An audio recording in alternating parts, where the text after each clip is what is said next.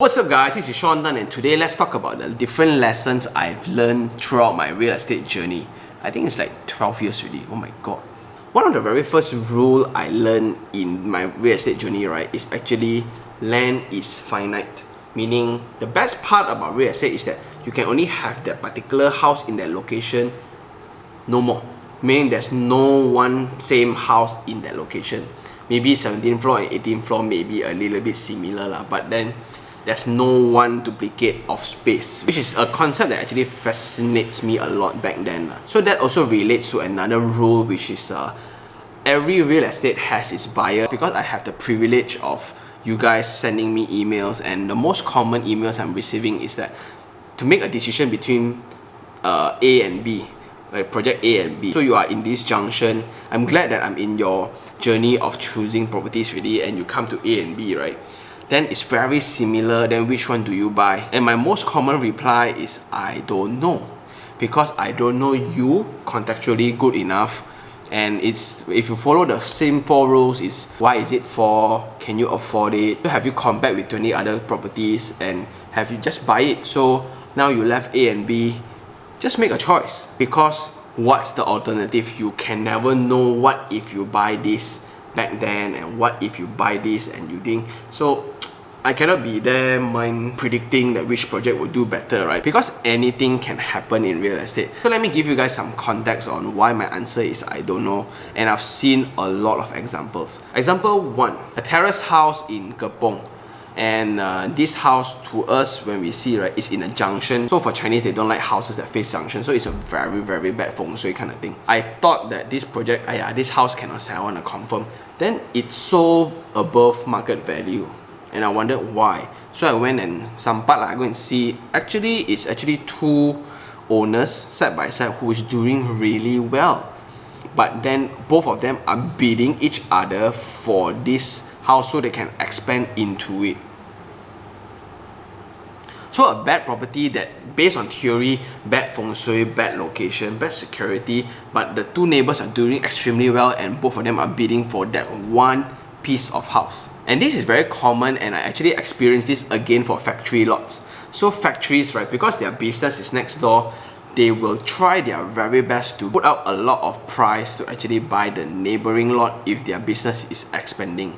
You tell them, you give them another budget, or you propose another site, right? It doesn't work that way. So whether in crappy locations, in bad feng shui, in bad situations, run down, people buy it for different reasons. So every property has its buyer. The second rule is actually you can only predict so much. There was once my mentor actually owns a shop office in Kepong again.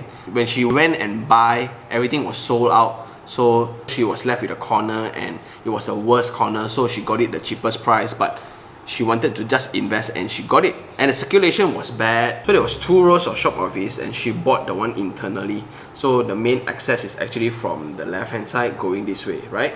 What happened after she got the keys, right, is the traffic got so congested and the local authorities actually turned everything into one way. So a 2-way street, right, suddenly turned into 1 way, and it actually comes in from the center. So the shops that is actually facing outwards, right, was very expensive and now becomes secondary. Means that they get frontage but they cannot capture the audience. So when every time people comes into the row of shops, needs to go through her shop, and hers is at adjacent to the corner lot. You get all the traffic there, you get all the attention, then that's where she made her buck, right? Because of one switch from 2-way street become 1-way street. So that explains my second principle. You can only predict so much. This rule actually explains the difference between buying sub-sales and new launch projects and the difference between township developers and actually pocket land developers. So township developers can actually control more, but there's only so much you can control also, because economics plays a role as well. So sub-sales, sometimes you need to pay a little bit higher, but it's for certainty. The third principles I understood is a question popped up by one of the speakers last time is do you know where you're going to be for the next 5 years? Something like interview lah. But then it's true, because the only reason why you need to relocate usually, right, is in accordance to your job. Unless you own your own business, then it's different. But Very hard to say also. Sometimes your business close there, sometimes your business expand there. You don't know one, right? Where you stay is really depending on where you work usually. That's why when you invest, there's only so much you can calculate, like for the 3 years, the first 5 years. This is when I always advise is when be very clear the property is whether for investment purposes or is it for resident purposes. Are you going to stay in yourself or are you going to just rent out? So there's only a few rules that I always give out, which is look at the population, the connectivity, right? San, sui, mountain and river. Mountain means population. If you see a lot of blocks of buildings, right, it means a lot of populations. A lot of population is good for real estate, and move them. Stagnant water is bad, so you need connectivity such as MRT, highways and things like that. With all those kind of general rules, you won't go wrong lah. The fourth lesson I actually learned is property is forever expensive. I think one of the episodes I actually asked you guys to ask your parents about their first home, right? Do ask them how they got it and was it expensive back then. And the common answer is it was very difficult to buy houses back then as well.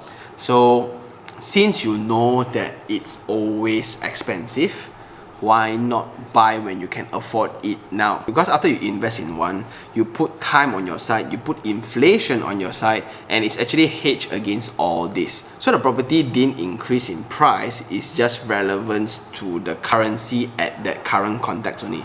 A 300,000 then and a 1 million now, actually the house carry the same value, just that money drop in value, that's about it. So the last lesson I learned really hard is actually to buy things within your affordability. Means that don't overgear, because a lot of people tend to go crazy over the stipulated profit that they are going to get. A lot of people now, like you cannot, like you are earning 5,000, you can only buy one, but you choose to buy two or buy three via gray areas, right? Then when the installment you get, you need to pay back one. Those installments that banks give you right now, all those money, right, you need to pay back one. You buy properties with cashback, right? Those money are future money and you need to pay back one. Don't use it to go and settle your car loan lah, settle your education loan lah.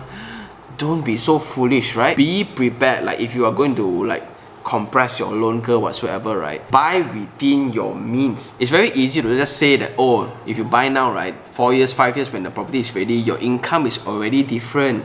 You are already upgraded. Maybe you 升職咧, your jawatan naik leh. It's very good to say that, but then be prepared to actually bear the consequences. Like if you buy a 600,000 property at your current 3,000 salary, right? I don't know how you get a loan. Maybe you go through certain arrangements, right? You better make sure 3 years later, 600,000, you need to pay 3,000 in terms of installment. So your salary gotta be like 5,000. What are you gonna do about it?